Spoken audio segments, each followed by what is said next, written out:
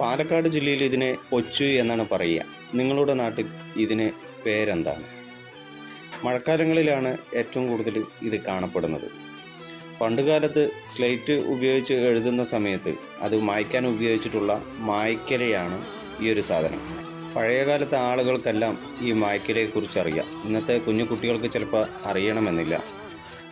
ഇന്ന് നോട്ട്ബുക്കുകളും മറ്റു കാര്യങ്ങളൊക്കെ ആയി. പണ്ടുകാലങ്ങളിൽ അതിൻ്റെയൊക്കെ അഭാവത്തിൽ ഏറ്റവും കൂടുതൽ സ്ലേറ്റിൽ മായ്ക്കാൻ ഉപയോഗിച്ചൊരു സാധനമാണ്. മഴക്കാലമാണ്. പാലക്കാട് ജില്ലയിൽ ഇന്ന് വിദ്യാഭ്യാസ സ്ഥാപനങ്ങൾക്കൊക്കെ അവധി പ്രഖ്യാപിച്ചിരിക്കുകയാണ്. വാഹനങ്ങളിൽ പോകുന്ന ആളുകൾ വളരെ ശ്രദ്ധയോടുകൂടെ പോവുക.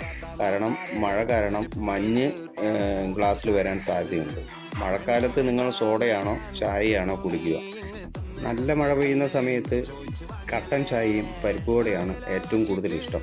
അത് കിട്ടാത്ത സമയത്ത് സോഡയും കുടിക്കും.